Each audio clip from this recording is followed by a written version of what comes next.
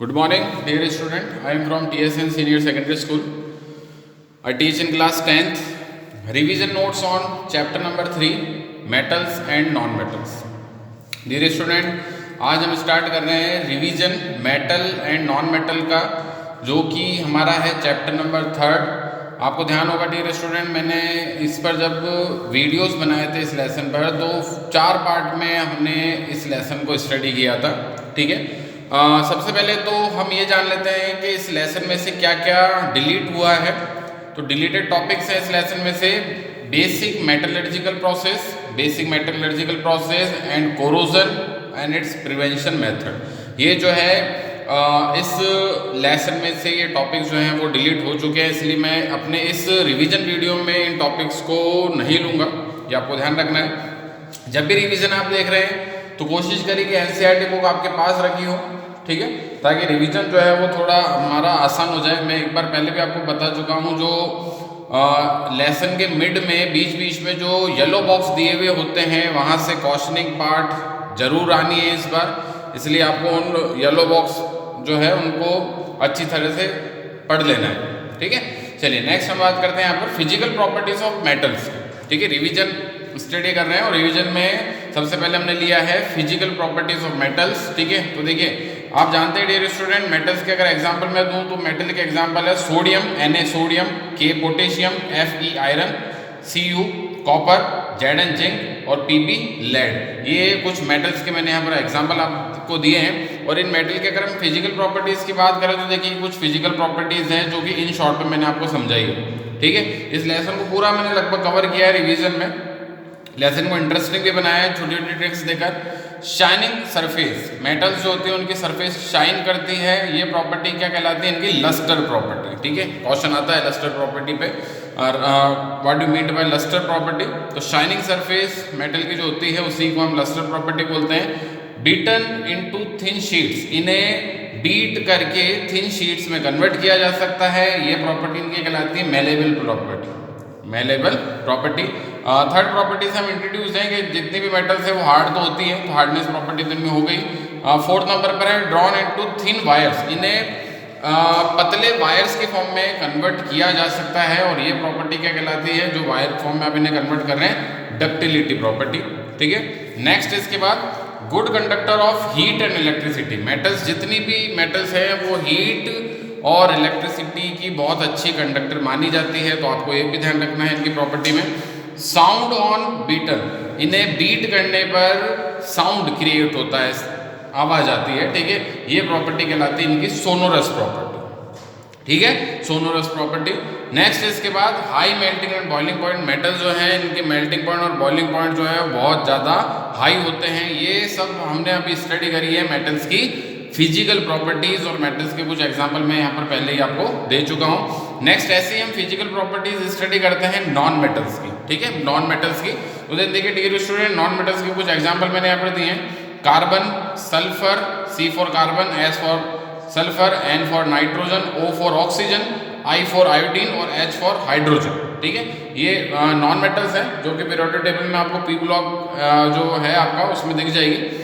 ये physical properties non metal की जो है वो देखिए, iodine is a non metal, Nm का मतलब क्या है यहाँ पर? Non metal. Iodine is a non metal but it is lustre. ठीक है, आयोडीन नॉन मेटल है बट फिर भी लस्टर प्रॉपर्टी शो कर रही है। लस्टर प्रॉपर्टी तो वैसे किसकी थी? मेटल्स की, जो शाइनिंग सरफेस करती है मेटल्स की।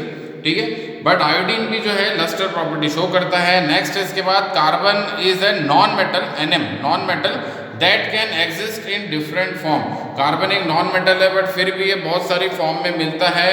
ईच फॉर्म कॉल्ड एलोट्रॉप, और इसकी हर फॉर्म को क्या नाम देते हैं? हम एलोट्रॉप्स बोलते हैं। जैसे हम बात करें डायमंड की और ग्रेफाइट की, और एक और एलोट्रॉप होता है कार्बन का, फुलरिन। ठीक है, डायमंड अर्थ का सबसे हार्डेस्ट सबस्टेंस माना जाता है।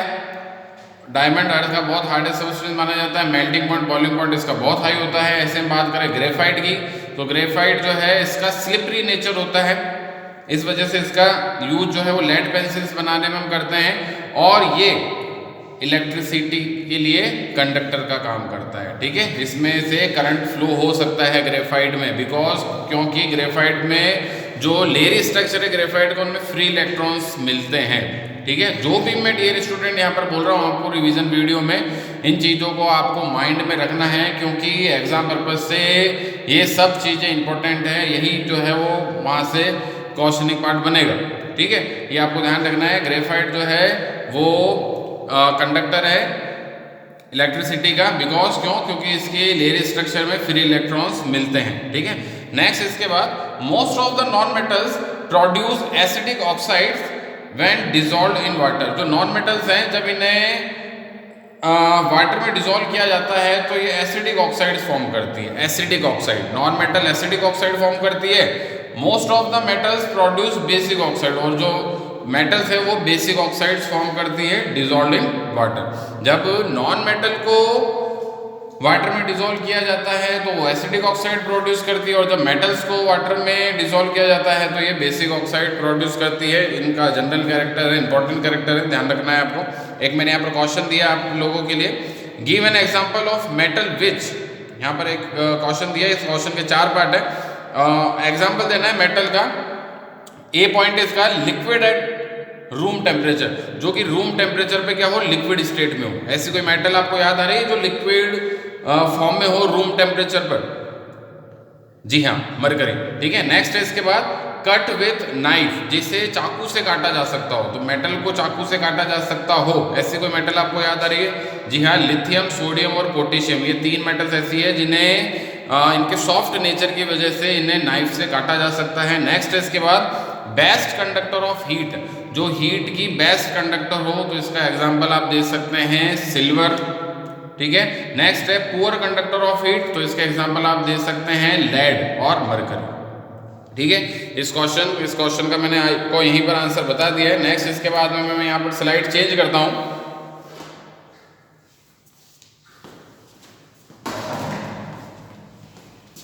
तो देन देखिए डियर स्टूडेंट, हम पहली स्लाइड में तो इंट्रोड्यूस हुए थे physical properties of metals and non metals से। इसके बाद हम बात कर रहे हैं सेकंड स्लाइड में केमिकल प्रॉपर्टीज ऑफ मेटल्स की। ठीक है, तो केमिकल प्रॉपर्टीज को मैंने ट्रिकी यहाँ पर समझाया है आपको। Chemical properties of metals, metal plus oxygen, जब मेटल की ऑक्सीजन के साथ रिएक्शन कराई जाए एटमॉस्फेरिक ऑक्सीजन के साथ, तो क्या बनते हैं? Metal oxides. क्या बनते हैं? मेटल ऑक्साइड्स बनते हैं। जैसे देखिए यहाँ पर 2 मोल कॉपर प्लस रिएक्शन करा रहे हैं हम इसकी ऑक्सीजन के साथ, तो क्या बनता है? Copper oxide. कॉपर ऑक्साइड के 2 मोल बन रहे हैं यहाँ पर। ऐसे देखिए 4 मोल एल्यूमिनियम, इसकी रिएक्शन आप करा रहे हैं 3 मोल ऑक्सीजन के साथ, तो बनता है एल्यूमिनियम ऑक्साइड। ठीक है, तो कॉपर की ऑक्सीजन से रिएक्शन पे बन रहा था कॉपर ऑक्साइड, एल्यूमिनियम की ऑक्सीजन से रिएक्शन पर क्या बन रहा है? Aluminium oxide. इनका जनरल स्केलेटन नहीं है। मेटल यहाँ पर कौन है? कॉपर और एल्यूमिनियम, जिसकी रिएक्शन आप अगर ऑक्सीजन से करा रहे हैं तो क्या बन रहा है इनका? Oxide, metal oxide. ठीक है, नेक्स्ट है मेटल प्लस वाटर। अगर किसी मेटल को वाटर के साथ रिएक्ट कराया जाए तो बनते हैं metal hydroxide plus hydrogen. Metal hydroxide बनता है और हाइड्रोजन गैस जो है वो रिलीज होती है। जैसे यहाँ पर देखिए कैल्शियम की रिएक्शन करा रहे हैं 2 मोल वाटर के साथ, 2 मोल H2O के साथ, तो यहाँ पर बनता है कैल्शियम हाइड्रोक्साइड CaOH का whole twice plus hydrogen gas release हो रही है। नेक्स्ट इसके बाद मेटल प्लस एसिड्स, मेटल को जब एसिड से रिएक्ट कराया जाए तो बनता है salt plus hydrogen. Salt plus hydrogen, जैसे देखिए यहाँ पर सोडियम यहाँ पर मेटल है, 2 मोल सोडियम प्लस इसकी रिएक्शन करा रहे हैं एसिड के साथ। ये एसिड कौन सा लिया हमने? हाइड्रोक्लोरिक एसिड, 2 मोल HCl, तो फॉर्म होता है यहाँ पर 2 मोल NaCl, सोडियम क्लोराइड, जो कि एक सॉल्ट है। सोडियम क्लोराइड एक सॉल्ट है और हाइड्रोजन गैस आप देख सकते हैं यहाँ पर रिलीज हो रही है। ठीक है, तो ये 3 रिएक्शंस आपने अभी यहाँ पर देखी है, मेटल की एक बार ऑक्सीजन के साथ, मेटल की एक बार वाटर के साथ और मेटल की एक बार एसिड के साथ। ठीक है, जिनका मैंने एक जनरल स्केलेटन आपको दिया, उसके साथ साथ एक एग्जाम्पल भी आपको यहाँ पर दिए हैं। नेक्स्ट मैंने बहुत बार देखा है एक्वारेजिया से भी क्वेश्चनिंग आई है। तो एक्वारेजिया क्या है? एक्वारेजिया जिसे रॉयल वाटर भी कहा जाता है, ये एक्वारेजिया एक्चुअली में बनाया कैसे जाता है? 3 पार्ट HCl हाइड्रोक्लोरिक एसिड के 3 पार्ट और HNO3 नाइट्रिक एसिड के 1 पार्ट से। ठीक है, 3 पार्ट हाइड्रोक्लोरिक एसिड के 3 पार्ट और नाइट्रिक एसिड HNO3 क्या 1 पार्ट मिलकर क्या बनाता है? Aqua regia able to dissolve gold and platinum, जो कि गोल्ड और प्लेटिनम को भी अपने आप में डिसॉल्व कर सकता है। Au किसका सिंबल है? गोल्ड का, और Pt किसका सिंबल है? प्लेटिनम का। गोल्ड और सिल्वर को भी अपने आप में डिसॉल्व कर सकता है एक्वारेजिया, रॉयल वाटर इसे हम बोलते हैं। इसका कंपोजिशन आपको ध्यान रखना है, 3 पार्ट HCl और 1 पार्ट HNO3।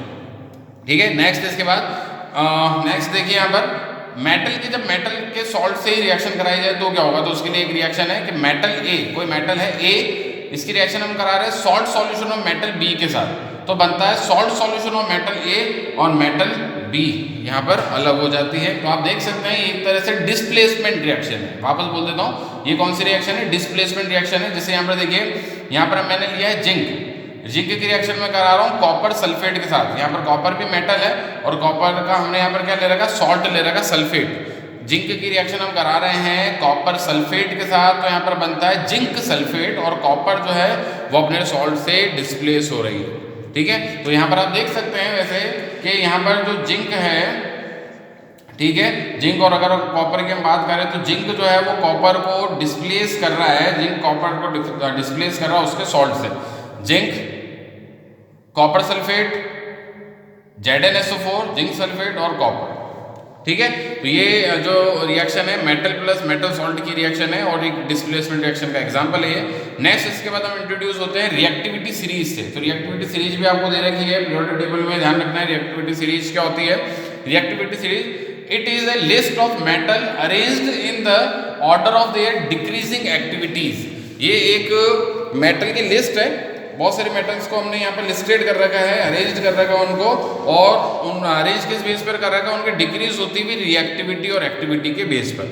ठीक है, तो ये देखिए रिएक्टिविटी सीरीज मैंने यहाँ पर भी शो करी है। पोटेशियम सबसे ज़्यादा रिएक्टिव है, उससे कम है सोडियम, उससे कम है कैल्शियम, उससे कम मैग्नीशियम, उससे कम है एल्यूमिनियम, फिर देन जिंक, फिर देन उससे कम है आयरन, देन उससे कम है कॉपर और सबसे कम है Au गोल्ड। ठीक है, तो आप यहाँ पर देख सकते हैं रिएक्टिविटी सीरीज में पोटेशियम टॉप पर आ रहा है और सबसे नीचे जो है वो आ रहा है गोल्ड। गोल्ड जो है वो सबसे कम रिएक्टिव होता है और जो आपका पोटेशियम है वो सबसे ज़्यादा रिएक्टिव है इस सीरीज में। इसी को हम क्या बोलते हैं, रिएक्टिविटी सीरीज। रिएक्टिविटी सीरीज जो है ऊपर से नीचे जाने पर, ऐसे समझ लीजिए एक लाइन से इस लाइन की तरफ जाने पर रिएक्टिविटी सीरीज में जो मेटल्स की एक्टिविटी वो क्या होती जाती है, डिक्रीज होती जाती है। पोटेशियम की सबसे ज़्यादा है और गोल्ड की सबसे कम है।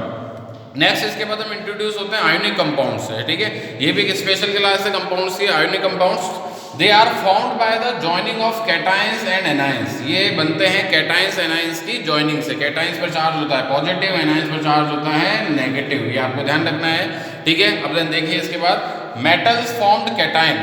Metals form cation by losing electrons. Metals ही बनाती है कैटायंस को, और क्या लूज करके, इलेक्ट्रॉन्स को लूज करके। ठीक है, and non metals formed anions bye gaining electron. और जो नॉन मेटल्स होती है वो एनायंस बनाती है, नॉन मेटल्स जो है वो क्या बनाती है, एनायंस बनाती है, और क्या गेन करके, इलेक्ट्रॉन्स गेन करके। ठीक है, मेटल्स जो है वो इलेक्ट्रॉन लूज करती है और कैटायंस बनाती है, नॉन मेटल्स जो है वो इलेक्ट्रॉन गेन करती है और एनायंस बनाती है। इसके बाद हम इंट्रोड्यूस होते हैं ऑक्टेट रूल से। तो देखिए ऑक्टेट रूल क्या होता है, having 8 electron in outer shell. ठीक है, किसी मेटल या किसी कंपाउंड के आउटर शेल में अगर 8 इलेक्ट्रॉन्स हो जाए तो इसी को हम क्या बोलते हैं, ऑक्टेट रूल। ठीक है, तो ऑक्टेट रूल जो है हर कोई कंपाउंड फॉलो करना चाहता है ऑक्टेट रूल को, इसलिए वो इलेक्ट्रॉन्स या तो गेन करता है या फिर लूज करता है। ठीक है, इसके एग्जांपल समझिए यहाँ पर। जैसे देखिए यहाँ पर मैंने दिया है सोडियम Na, किसका सिंबल है, सोडियम का। सोडियम का एटॉमिक नंबर कितना होता है, 11, इसलिए इसका कॉन्फ़िगरेशन क्या है, 281। 281 आउटर शेल में आप देख सकते हैं सोडियम के आउटर शेल में कितना इलेक्ट्रॉन है, 1 इलेक्ट्रॉन है। ठीक है, ऑक्टेट पूरा करने के लिए इससे 7 इलेक्ट्रॉन चाहिए जो कि पॉसिबल नहीं है, इसलिए ये 1 इलेक्ट्रॉन लूज कर देता है और सोडियम कैटायन में कन्वर्ट हो जाता है Na+ में। ठीक है, तो अब इसका कॉन्फ़िगरेशन क्या रह जाएगा, ओनली 28, क्योंकि इसका आउटर शेल का इलेक्ट्रॉन निकल चुका है। मैंने यहाँ पे लिखा है +E- मतलब 1 इलेक्ट्रॉन जो इसका आउटर शेल वाला वो निकल चुका है। तो अब आप देख सकते हैं सोडियम के आउटर शेल में कितने इलेक्ट्रॉन होगा, 8। पहले आउटर शेल कौन सा था, ये वाला जिसमें 1 इलेक्ट्रॉन था। ठीक है, अब आउटर शेल में 8 इलेक्ट्रॉन होगा, सोडियम आयन जो है वो स्टेबल हो गया। ऐसे बात करें क्लोरीन की, तो क्लोरीन का देखिए एटॉमिक नंबर कितना होता है, 17। ठीक है, तो इसका कॉन्फ़िगरेशन क्या हो जाएगा, 287। इसका इलेक्ट्रॉन कॉन्फ़िगरेशन क्या हो जाएगा, 287। क्लोरीन को अगर 1 इलेक्ट्रॉन मिल जाए, क्योंकि आउटर शेल में इसके 7 इलेक्ट्रॉन है, अगर 1 इलेक्ट्रॉन मिल जाए तो इस क्लोरीन का ऑक्टेट कंप्लीट हो जाएगा। आउटर शेल में इसके भी 8 इलेक्ट्रॉन हो जाएंगे और क्लोरीन आयन जो है वो, या जो क्लोरीन है वो क्या बना लेंगे, क्लोरीन एनायन। सोडियम बना रहा था सोडियम कैटायन, और ऐसे क्लोरीन जो है वो क्या बना रही है, क्लोरीन एनायन, ठीक है। सोडियम आपको ध्यान रखना है, सोडियम एक मेटल है और क्लोरीन एक नॉन मेटल है, ठीक है। अब मेटल आयन और नॉन मेटल आयन दोनों के कॉम्बिनेशन से क्या बन गया, एक salt sodium chloride. Metal ion sodium plus non metal ion Cl minus, दोनों के कॉम्बिनेशन से क्या बन गया, सोडियम क्लोराइड, ठीक है। नेक्स्ट इसकी जैसे ही मैंने एक एग्जांपल आपको यहाँ पर नीचे भी दिया है, एग्जांपल आप देख सकते हैं नीचे जो मैंने दिया है, मैग्नीशियम प्लस क्लोरीन, मैग्नीशियम और क्लोरीन दोनों से क्या बन रहा है, मैग्नीशियम क्लोराइड। इसके लिए ऑक्टेट स्ट्रक्चर आपको बनाना है, ये आपका होमवर्क रहेगा, ठीक है। आपको चेक करना है कि इसका ऑक्टेट स्ट्रक्चर कैसे बनेगा। नेक्स्ट इसके बाद में मैंने यहाँ पर एक ब्लॉक में जनरल प्रॉपर्टीज को समझा रखा है आयनिक कंपाउंड्स की, general properties of ionic compound. तो आयनिक कंपाउंड की वो जनरल प्रॉपर्टीज आपको ध्यान रखना है इनको। फिजिकल नेचर, इनका फिजिकल नेचर सॉलिड स्टेट में ही होती है, ठीक है। और यहाँ पर कैटायन एनायन जो है वो स्ट्रॉन्ग इलेक्ट्रोस्टैटिक फोर्स से जुड़े रहते हैं। कौन से फोर्स से जुड़े रहते हैं, स्ट्रॉन्ग इलेक्ट्रोस्टैटिक फोर्स से जुड़े रहते हैं कैटायंस और एनायंस, ठीक है। नेक्स्ट इनका मेल्टिंग पॉइंट और बॉइलिंग पॉइंट। तो मेल्टिंग पॉइंट बॉइलिंग पॉइंट इनका बहुत हाई होता है क्योंकि इलेक्ट्रोस्टैटिक फोर्स बहुत ज़्यादा स्ट्रॉन्ग होता है, कैटायन एनायंस इजीली अलग नहीं होते। सॉल्युबिलिटी, ठीक है, थर्ड पॉइंट इनका सॉल्युबिलिटी। तो सॉल्युबिलिटी को अगर आप समझाएंगे यहाँ पर किसके लिए, आयनिक कंपाउंड्स के लिए, तो आपको ध्यान रखना है कि आयनिक कंपाउंड जो है ये ओनली पोलर सॉल्वेंट में ही डिसॉल्व होते हैं, लाइक वाटर में, ठीक है। जैसे सोडियम क्लोराइड जो नमक है, सोडियम क्लोराइड वो वाटर में जो है डिसॉल्व हो जाता है क्योंकि सोडियम क्लोराइड और वाटर दोनों ही क्या है, पोलर और पोलर है, ठीक है। और केमिस्ट्री में कहावत चलती है लाइक डिसॉल्व लाइक, जो जैसा है उसी में घुलेगा, ठीक है। इसलिए सोडियम क्लोराइड जो नमक है वो वाटर में डिसॉल्व हो जाता है, ये इनकी सॉल्युबिलिटी है। नेक्स्ट है कंडक्शन ऑफ इलेक्ट्रिसिटी।